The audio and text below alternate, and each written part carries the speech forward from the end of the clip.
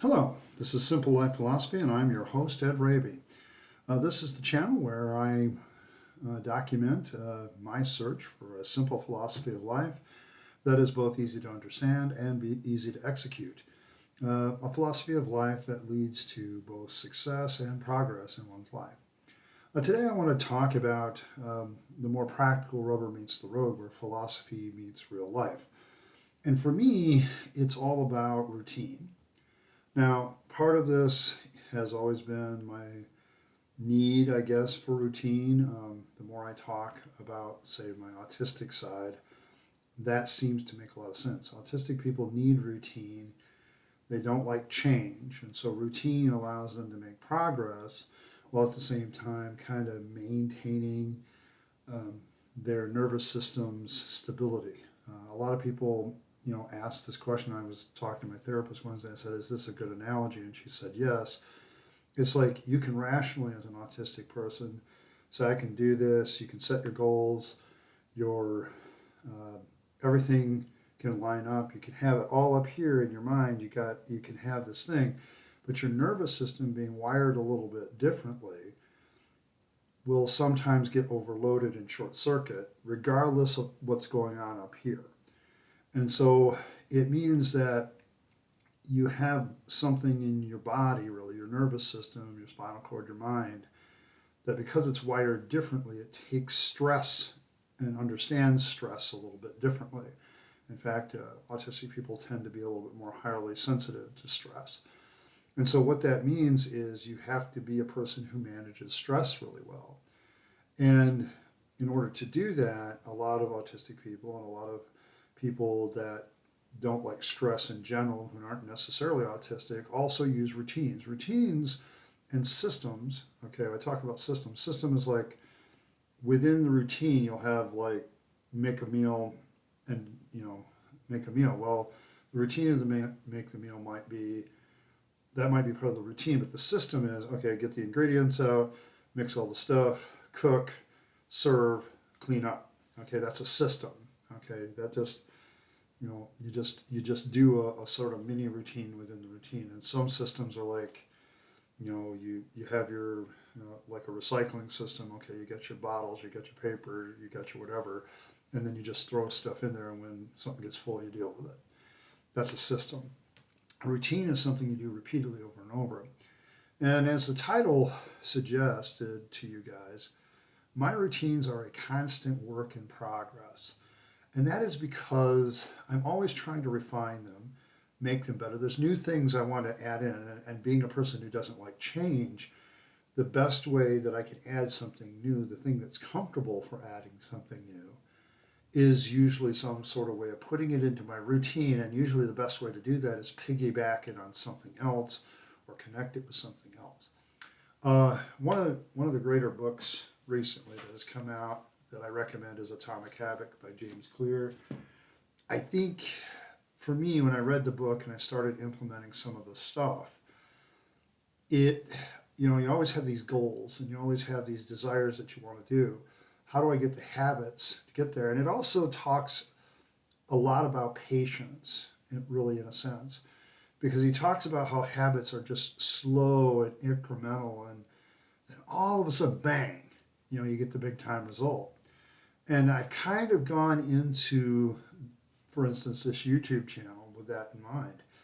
The fact that maybe we only get a few subscribers at first, that's fine with me because I'm going to keep doing the routine, get the routine down, get it to where it's working and functioning, and hopefully down the line it'll shoot up at some point. And that's what I'm waiting for. I'm just waiting for the routine to start to really pay off some dividends as I add new things, learn new editing techniques, things like that. So that's what I'm talking about with the routine. Now, I have a morning routine. I have, depending on whether it's a work day or a day off, I have a different routine. And one day off a week, I visit my family. So that has to be part of the routine on that day. But then the rest of the routine is still the same. I can give you a morning routine, for instance. My morning routine that I do every day, this is on the list. Okay, I get up, I make my bed, I lay out my clothes. Uh, then I come into my living area, I meditate, and while I'm meditating, I stretch. Okay, I get a good full body stretch, get myself woke up. Part of that is planking and doing a few yoga moves and poses, plus basic stretching that you would do for like any athlete would do before a sport. And the reason I do that is I'm trying to maintain my flexibility. It's I've noticed as people get older, one of the things that happens to them is their bones get brittler, their joints get bad. I'm trying to lengthen my life expectancy in those areas. I want some good joint stuff and some muscular structure and the skeletal structure to stay up. That's why I also lift weights, but that's a little bit later in the routine. But while I'm doing that, I'm reading this stuff on my wall like I've talked about before. I end up doing a lot of other things involving, say, just thinking about what I'm going to do this day. I start to process what the day is going to be like as I go forward in it.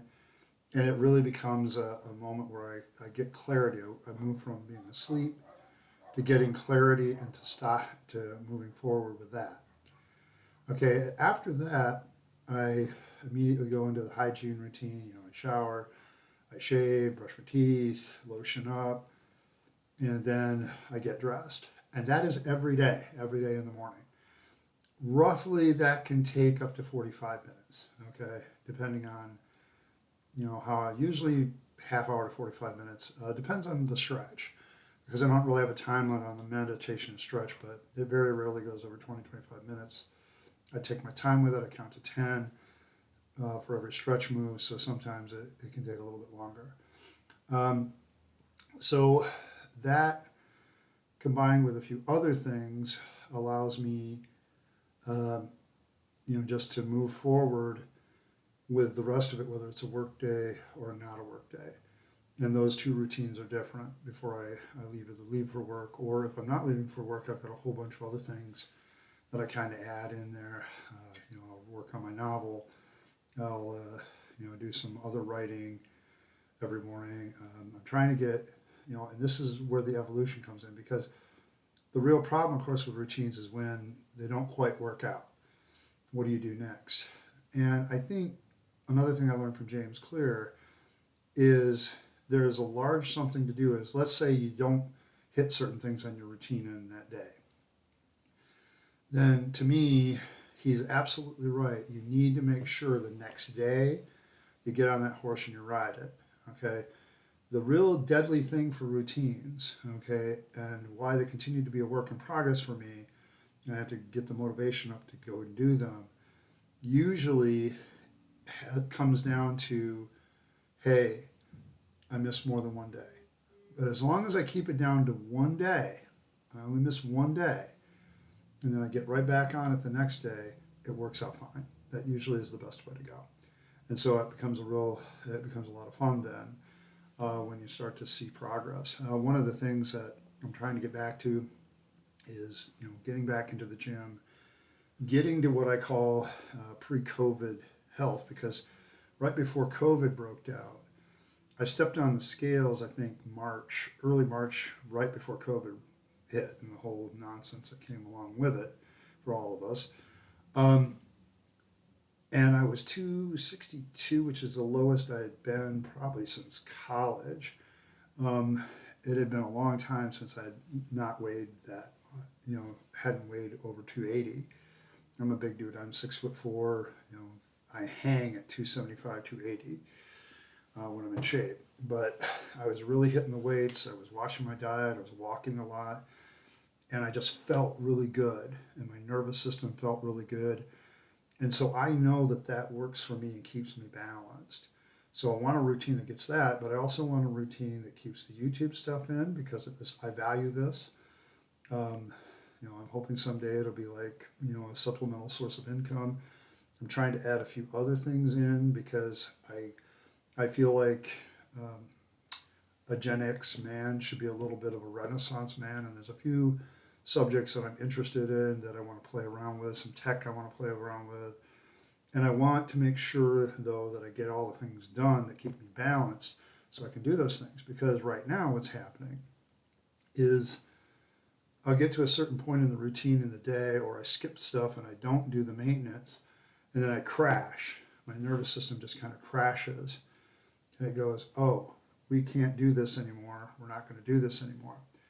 And at that point, what begins to happen is I begin to just kind of crash for the day, and then I got to shut down. And the thing about it is, the more I keep with my routines and my systems, actually, the less the crashes happen. And that's why they're so important to me. And it's kind of, I'm getting to that vein where I'm like, I've got to really push this through. Now, I've also got a couple personal things that I'm looking for. Yeah, I'm looking for pre COVID health, where I'm leaned out, where, and I was still working on stuff. The thing that made me mad about that whole thing was I got to that point and I ended up, having to be away from the gym, and I went back the other direction, and I really was really into it. And if I had stayed for another 3 months, maybe I would have gotten really down, lost a lot more weight, and been in even a better shape. And I think that's the real issue for me, is getting back to that mental state where things were good. And COVID kind of messed that up. My divorce kind of messed that up. Going to Texas and coming back kind of messed that up. So there's a lot of things that have gotten me, I guess, off track. And the routines, this constant work in progress, trying to get back there, means I have to get this part of the routine down, add something to it, so on and so forth, and just kind of keep going. This is because my life and following simple life philosophy is a constant philosophical evolution. And I think that's a good thing. Here's the thing, guys. If your philosophy hasn't evolved since you were a teenager, that means you really haven't thought about life that much. Um, a human being should be evolving in their mind constantly. Now, sometimes you ask yourself a question: was I right back then and I'm wrong now? I totally into it, totally understand it. And sometimes I've said, yeah, I was right back then. I need to get back there. Then I get back there and say, well, this is more right. So the whole point of living life to me is to constantly be involving my philosophy so that I get more and more where I belong. And this journey of self-discovery that I'm on, where I'm trying to find this simple life philosophy that's easy to understand, executable, and leads to good results, is me trying to find balance and simplicity in such a way that my nervous system is on board, my mind's on board, my body's on board. And even as a 54-year-old man, I can still make progress and still move forward with my life. And I hope that you understand that routines for me are kind of the machinery that makes that work. Okay, it's the mechanism that makes it work for me, and I need that both as for my personality, for my possible autism, some of the other issues I deal with, like depression and anxiety. These things help me overcome that. And that's why I do this. Now, am I perfect at it? Oh, heck no. That's why I'm on here, kind of trying to tell you, hey, don't be upset with yourself if you're doing a routine and you miss a day or you screw something up. Or, one of the big things is diet. Like, people will do fine for weeks and weeks and weeks, and they'll blow it in one day. Oh, the diet's over. No, no, get back on the horse the next day and keep going. You have 21 days of progress and 1 day of backwards. That's still 20 days forward. Just move forward again. Get back on the horse and keep going. And that's kind of the way I work with my evolving philosophy, my evolving routines.